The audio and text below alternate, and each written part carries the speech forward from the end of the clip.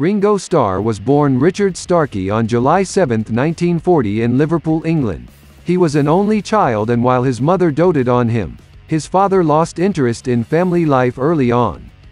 His parents split up when Starkey was only 4, and he never saw much of his father after that. His mother worked as a cleaning woman and then a barmaid to support them. At age 6, Starkey had an appendectomy and then contracted peritonitis, forcing him to live at a local children's hospital for 12 months while he recovered. This put him considerably behind in school, but just as he caught up, he was diagnosed with tuberculosis and spent the next 2 years in a sanatorium. One of the ways the staff tried to distract and occupy their patients was to have them form a band, and it was here where young Starkey first discovered percussion, using a wooden mallet to strike the cabinets next to his bed. From then on, despite musical talent with other instruments, he was a drummer.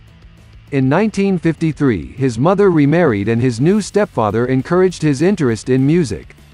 By 1955, when he returned from the sanatorium, school wasn't much of an option anymore as he was too far behind. He tried a series of different jobs which were unrewarding professionally, but introduced him to skiffle music via one of his co-workers. Skiffle was played with household objects instead of musical instruments, which were often out of the financial reach of struggling musicians, and Starkey started playing regularly with a band. He got his first real drum kit for Christmas in 1957.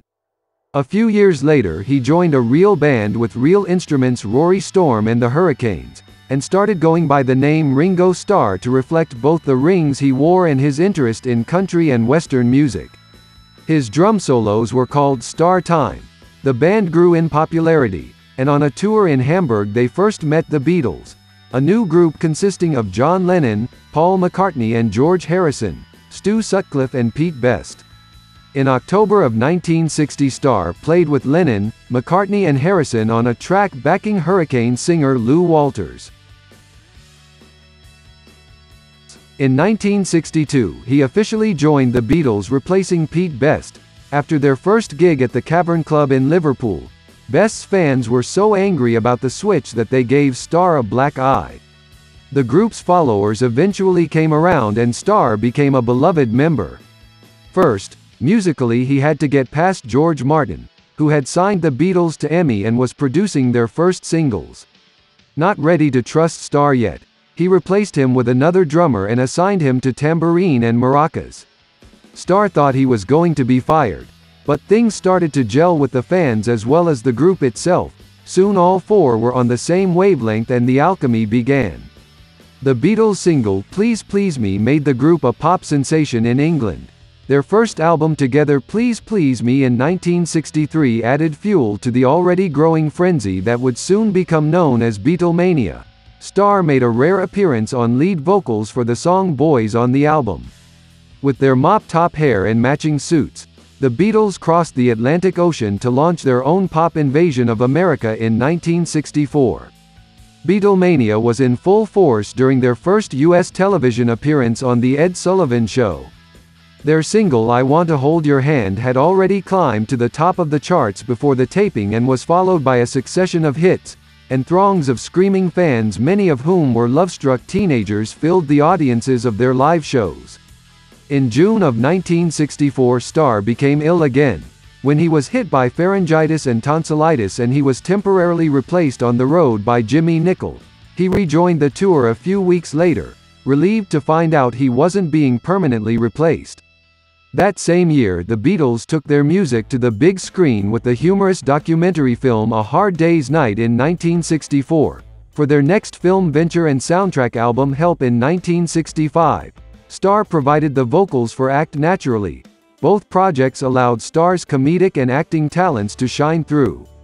That same year, Starr married longtime girlfriend Maureen Cox. Beatles manager Brian Epstein was his best man, and George Harrison was one of his witnesses, along with the stepfather who had bought him his first drum set. Also that year, the Beatles finally met one of their idols, Bob Dylan. According to legend, Starr was the first one to smoke pot with Dylan. While the others initially hung back, times would change. While Lennon and McCartney were widely praised for their songwriting talents, Starr's contributions were not as readily acknowledged. He was known for his strong drumming talents, but he also assisted in the group's creative process and was a key ingredient of the group's emotional stability and good humor. Unlike past drummers who remained firmly in the background, Starr was seen an equal part of the Fab Four. Despite not being a songwriter of the same caliber as his bandmates, he was always featured on one song on each album and was happy with the arrangement. His unique drumming style was an integral part of what made the Beatles so iconic and would influence future generations of drummers for decades to come. In 1966, the Beatles stopped touring, giving their last concert in August at San Francisco's Candlestick Park. They continued to record together, taking their music in new directions. They created one of rock's first concept albums with Sgt. Pepper's Lonely Hearts Club Band in 1967, which was meant to be listened to in its entirety in order. His bandmates realized they had not been clear on how valuable he was to their efforts, and sent him telegrams calling him the best drummer in the world. When he returned to the studio, he found his drum kit covered in roses spelling out "Welcome back, Ringo." The band was back together, at least for a while. Personal and creative tensions continued to erode the group. Starr spent some time on other projects, starring in the film The Magic Christian in 1969 with Peter Sellers. They played their last gig together on top of the Apple Corps building in London in January 1969 for the concert film Let It Be in 1970. In April 1970, the Beatles finally called it a day, with Paul McCartney's announcement that he was leaving the group. One of the most successful groups in popular music finished their run with more than 45 top 40 hits in the United States alone, and left an incalculable impression on millions of fans worldwide. After the Beatles broke up, Starr embarked on a solo career. His first album, Sentimental Journey, was a collection of Tin Pan Alley tunes, with arrangers including Quincy Jones, Maurice Gibb, Martin and McCartney. For his next effort, Starr went for country with Bokua Blues in 1971. Starr was the one Beatle who continued to work with each of the others. He drummed on albums for Lennon as well as Yoko Ono and Harrison, and he and Harrison co-wrote the hit single It Don't Come Easy for his 1973 album Ringo. Ringo gave him 2 number-1 hits in the US, and was his best-selling solo record.